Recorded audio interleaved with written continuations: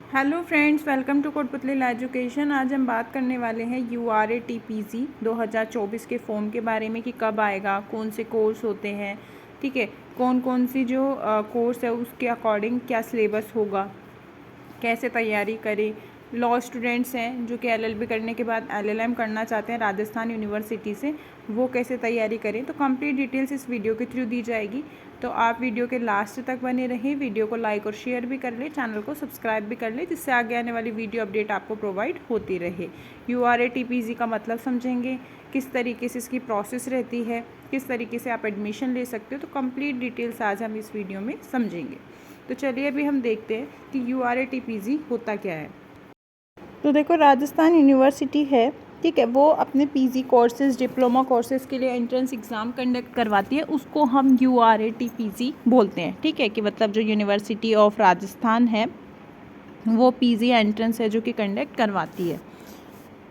फिर आता है एप्लीकेशन फॉर्म के लिए कि एप्लीकेशन फॉर्म कब स्टार्ट होंगे। तो एप्लीकेशन फॉर्म है जो आपके मई लास्ट जून के फर्स्ट वीक तक जो है स्टार्ट हो जाएंगे, जब PG एग्ज़ाम्स जब सारे ख़त्म होने वाले होंगे, ठीक है, और LLB के जो एग्ज़ाम्स है वो स्टार्ट होंगे, तब उसके लमसम ही तभी ये जो एप्लीकेशन फॉर्म है तभी आते हैं। तो जून के फर्स्ट वीक तक ये एप्लीकेशन फॉर्म आ जाएंगे। फिर सेकंड चीज़ है फॉर्म प्रोसेस। फॉर्म प्रोसेस है कि आपका फेज़ फर्स्ट में जब आप एंट्रेंस एग्ज़ाम होगा, जैसे आप उसमें एलिजिबल हो जाओगे तो फेज़ जो सेकंड का फॉर्म आपसे फिल करवाए। 5 कोर्सेज सेलेक्ट कर सकते हैं फेज़ सेकंड में, कि आप 5 कोर्स में से, ठीक है, कोई भी एक कोर्स है जो कि कर सकते हो। तो उसके बिहाफ है जो आपने एप्लीकेशन फॉर्म जो फर्स्ट फेज़ में फ़िल किया था वही आगे ओपन होगा फेज़ सेकंड के लिए, और फिर आप जो है 5 कोर्सेज और सिलेक्ट कर सकते हो, ठीक है। उसके बाद में जो एग्ज़ाम मोड होगा वो ऑफलाइन होगा, ठीक है। क्वेश्चन है जो कि 100 रहेंगे, 100 मार्क्स के। ईच क्वेश्चन 1 मार्क्स का रहेगा, नेगेटिव मार्किंग नहीं होती है इसमें, ठीक है। साथ ही मैं आपको बता दें कि जो प्रिपरेशन ऑफ मेरिट लिस्ट है, मतलब जो आप एग्ज़ाम दोगे उसकी मेरिट लिस्ट किस बेस पे तैयार होगी, तो वो 70% वेटेज ऑफ रिटन एग्जामिनेशन, मतलब जो आपने एग्ज़ाम दिए हैं एंट्रेंस टेस्ट, प्लस में 30% जो वेटेज है वो आपका ग्रेजुएशन से ऑब्टेन किया जाएगा। अगर आपके पास कोई रिजर्वेशन है उससे ऑब्टेन किया जाएगा। तो ये ऐसे कंप्लीट करके उसके बिहाफ पे मेरिट लिस्ट दी जाती है। कोर्स कौन कौन से होते हैं, तो देखो ABST, ठीक है, अगर आप ABST से करना चाहते हो तो MCOM कर सकते हो, master of cost management accountancy, PG diploma in women study, और जो एंथ्रोपोलॉजी है उससे MA MSc एंथ्रोपोलॉजी, और साथ में PG diploma in women study, ठीक है। इसमें 2 कोर्स अवेलेबल हैं। बॉटनी में जो है MSc एनवायरमेंटल साइंस, बायोटेक्नोलॉजी और माइक्रोबायोलॉजी, ठीक है, ये सारे कोर्सेज अवेलेबल है। बिजनेस एडमिनिस्ट्रेशन से MCOM कर सकते हो, साथ में MCOM जो human resources management, international business, master of tourism management, master of marketing management, ठीक है। उसके बाद है PG diploma in women study business administration से। केमिस्ट्री से जो MSc कर सकते हो, एनवायरमेंटल साइंस MSc उससे भी कर सकते हो, MSc बायोटेक्नोलॉजी, माइक्रोबायोलॉजी और MSc IT, ठीक है, ये 4 कोर्सेज अवेलेबल हैं। फिर है कंप्यूटर एप्लीकेशन जिसमें MCA और MSc कर सकते हो।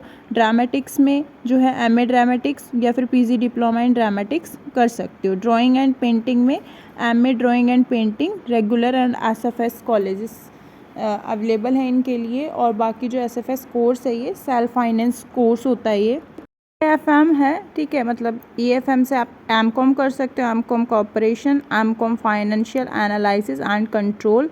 PG डिप्लोमा कर सकते हो बैंक एंड फाइनेंस से, और जो कॉर्पोरेशन कर सकते हो PG डिप्लोमा। PG डिप्लोमा जो है project planning and infrastructure management, PG diploma in management of small scale and agro industries, PG diploma in development and investment banking, PG diploma in financial analysis and control, PG diploma in women study.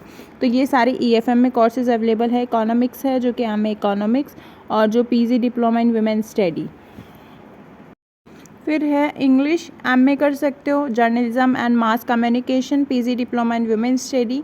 French है जो कि MA French. Geography है MA MSc environmental science, ठीक है। जो geology है जिसमें MSc कर सकते हो, और एनवायरमेंटल साइंस। हिंदी है MA कर सकते हो, हिंदी से journalism and mass communication, Rajasthan language, literature and culture, और जैन स्टडी, कर सकते हो और डिप्लोमा इन वुमेन स्टडी। तो ये सारे कोर्सेज़ हिंदी में अवेलेबल हैं। हिस्ट्री में एमए कर सकते हो।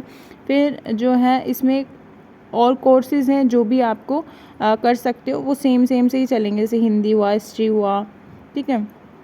आप देखो होम साइंस में है कि आप एमएससी कर सकते हैं। Food and human nutrition MSc home science में जो human development and family, MSc home science development communication and extensions, ठीक है। तो ये होम साइंस के सारे कोर्सेज़ हैं।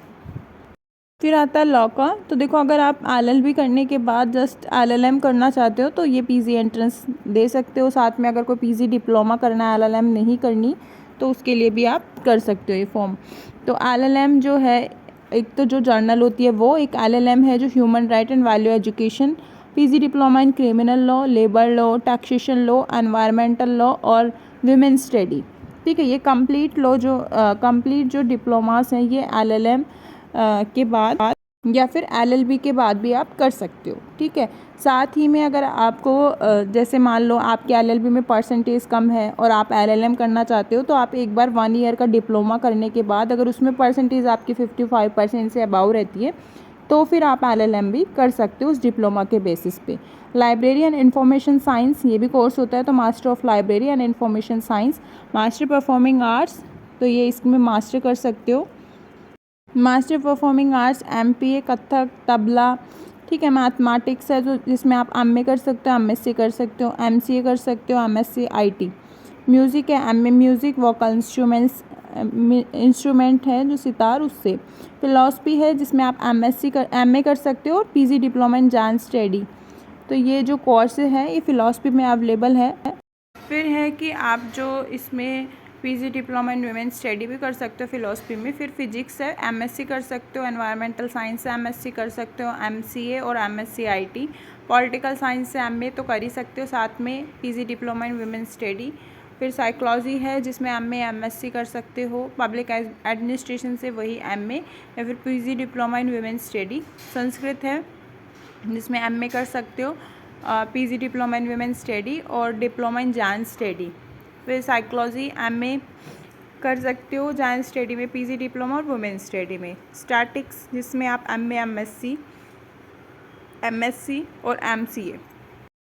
उर्दू है, MA Urdu, PG diploma in women study. Visual arts है तो इसमें सब मास्टर कर सकते हो, पेंटिंग, बाकी सब में। जूलॉजी है जिसमें एमएससी, एनवायरमेंटल साइंस, बायोटेक्नोलॉजी और माइक्रोबायोलॉजी, इनमें सभी में सब जो सब्जेक्ट्स हैं इनके अकॉर्डिंग जो आप एमएससी कर सकते हो। अब बात आती है सिलेबस की कि इनका सभी का सिलेबस क्या होगा।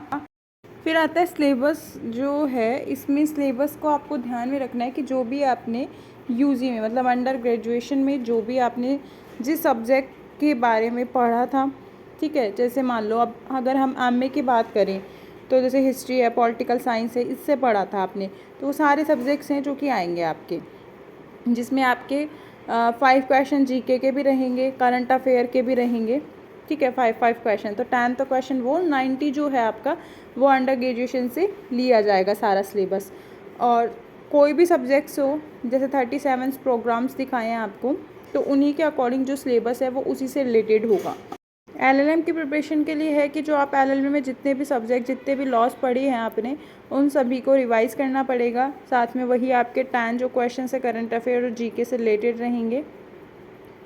और जो आपके जितने भी सिलेबस के पीडीएफ्स हैं, मतलब एलएलएम अगर आप करना चाहते हो, पीजी डिप्लोमा करना चाहते हो, तो सभी के लिए एक ही जो है आपका पूरा एक ही पेपर होगा, अलग अलग पेपर नहीं होते। तो एलएलबी से रिलेटेड ही क्वेश्चंस पूछे जाएंगे। एलएलबी से रिलेटेड अगर आपको क्वेश्चंस चाहिए लॉ से रिलेटेड, तो वो हम आपको पीडीएफ भी अवेलेबल करवाते हैं, तो आप हमें कमेंट बॉक्स में बता सकते हैं, तो हम आपको ज़रूर प्रोवाइड करवाएंगे।